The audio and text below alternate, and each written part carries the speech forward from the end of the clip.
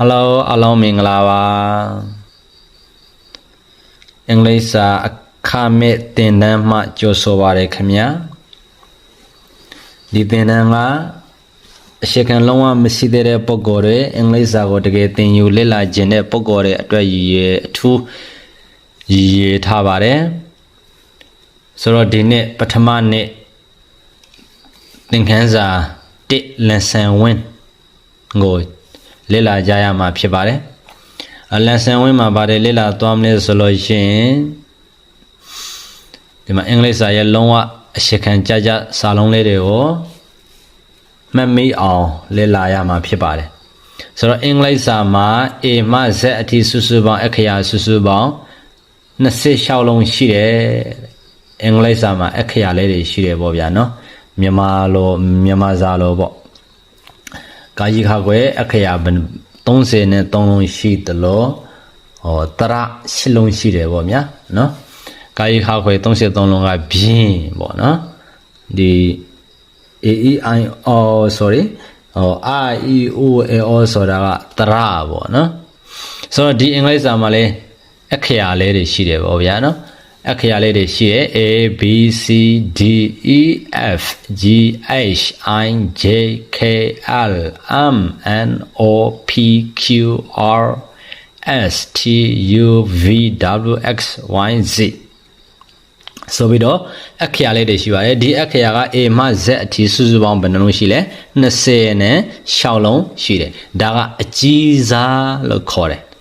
နော်ဒါကိုအကြီးစားလို့ခေါ်တယ်အင်္ဂလိပ်လိုတော့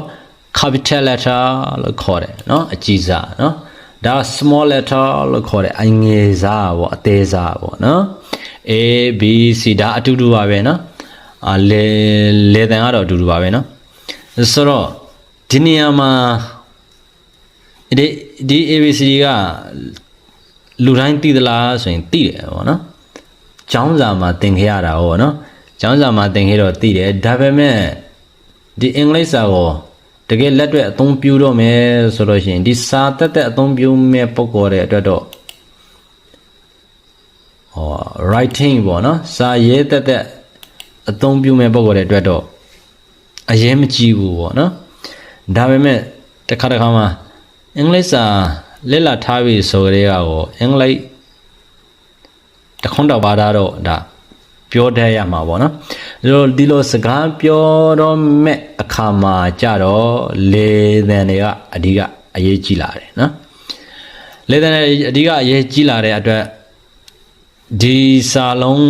တွေကိုကျောင်းမှာသင်တယ်လို့မျိုးတော့မဟုတ်ဘူးနော်ကျောင်းမှာသင်တယ်လို့မျိုးမဟုတ်ပါဘူးလေသံကိုအနီးကပ်ဆုံးပြီးသားအောင်ဆိုရမှာဖြစ်ပါတယ်ဆိုတော့ဘလို့ဆိုရတယ်လဲဆိုရင်ဒါအတန်ထက်တွေကိုလိုက်ပြီးတော့မှတ်ပေါ့နော်ဒါမှရဲလဲအနီးဆက်ဆုံးရဲတော့ရဲပြထားတယ်ပေါ့နော်ကဲ A B C D E F ဒီနေရာလေးသတိထားပေါ့နော် D အလုံးတွေကတူတယ်ဗျ A B C D E တူတယ်နော် F မတူဘူးနော်ဆိုပြီးတော့သွားဆိုလို့မရဘူးနှခမ်းနှစ်ခုကိုပိုက်ပြီးတော့သွားဆိုရင်မှားတယ်ဗောနော်မှားပါတယ်ဆိုတော့သူ့ကိုဘလို့အတန်ထွက်လဲဆိုရင် F တလို့ပဲအတန်ထွက်တယ်နော်ဆိုတော့ F ဆိုတဲ့အတန်လေးရဖို့ရန်အတွက်ဘလို့လေ့ကျင့်ရမလဲဆိုရင်မိတ်ဆွေတို့အနေနဲ့ကအောက်သွားအပေါ်သွားရယ်ဗောနော်အပေါ်သွားနဲ့အောက်နှခမ်းနဲ့သွားထိမှာဖြစ်ပါတယ်အပေါ်နှခမ်းကိုတော့သူ့အလိုနည်းနည်းထော်ထားရမှာပေါ့နှခမ်းထော်တဲ့ပုံပေါ်တဲ့အဆင်ပြေမှာပါဆိုတော့နှခမ်းမထော်ဘူးဆိုရင်လည်းပြဿနာမရှိပါဘူးเนาะအပေါ်နှခမ်းကိုအပေါ်ကိုနည်းနည်းထားပေါ့အပေါ်ကိုလှန်ထားပေါ့ဗျာအပေါ်ကိုဒီတော့သွားနည်းနည်းခေါ်လိုက်တော့နည်းနည်းငေါလိုက်ငေါပြီးရင်အပေါ်သွားနဲ့အောက်နှခမ်းနဲ့သွားထိလိုက် F အဲ့လိုမျိုးဆိုနော်အဲ့လိုမျိုးဆိုရင်အဆင်ပြေသွားပြီဆိုတော့ဒီမှာ G H အဲ့လိုမျိုးတော့ဆိုလို့မရဘူးနော်အဲ့လိုတော့ဆိုရင်မှားပါတယ် H လို့ဆိုရမှာဖြစ်ပါတယ် I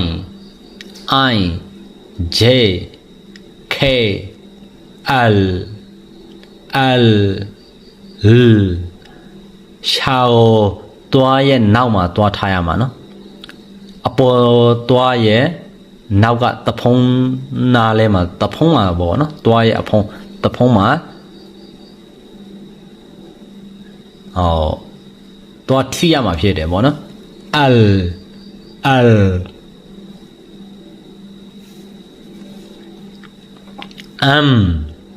an o p ဒါပီလို့သွားဆိုရင်မရဘူးနော်ဒီနေရာမှာလဲ an ဆိုလို့မရဘူး an na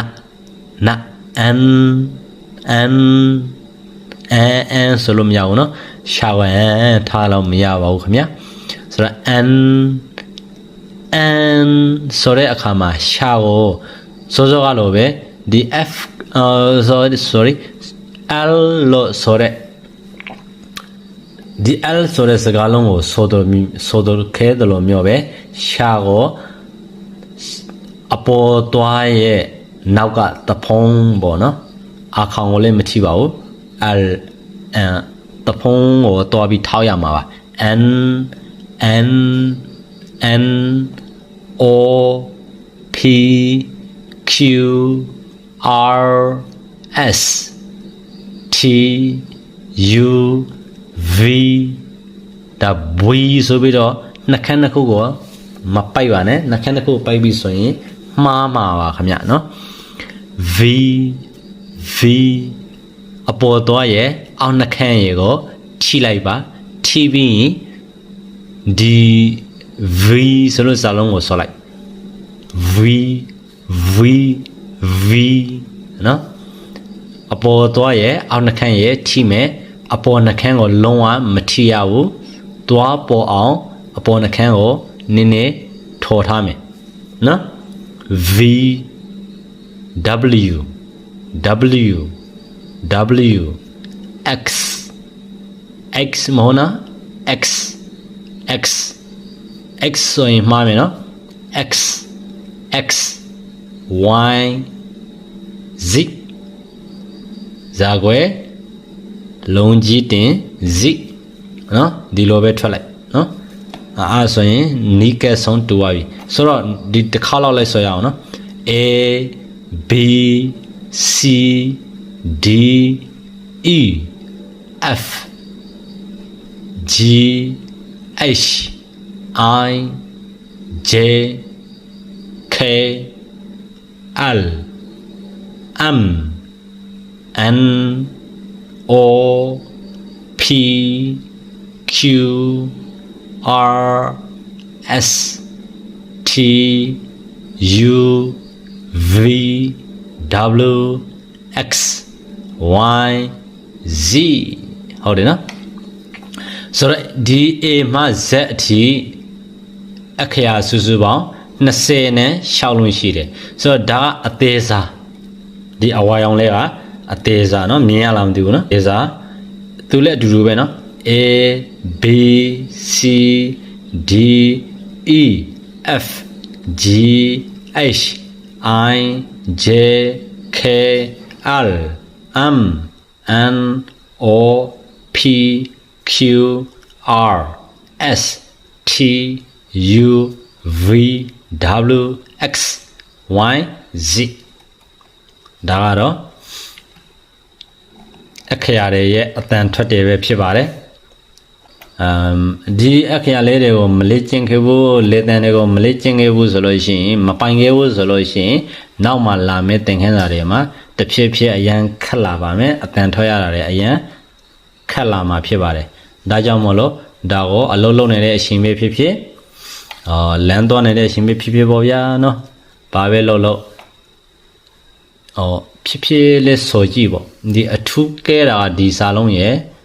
ဒီစလုံးရဲ့ပေါ့နော်ဒီ f ရဲ့ပြီးတော့ h ဒါလေးတိတ်မထူအောင်နော် f ရဲ့ r ရဲ့ n ရဲ့တစ်လုံးနှလုံးသုံးလုံး n ရဲ့ပြီးတော့ p q နော် p q ပြီးရင် t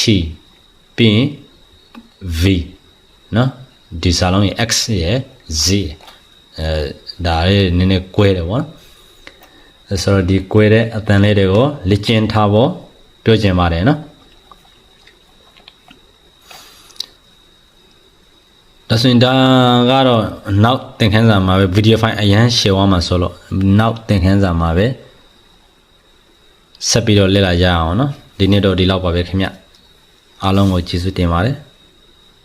အဆင်ပြေကြပါစေ A B C D E F F G H I J K L M N O P Q R S T U V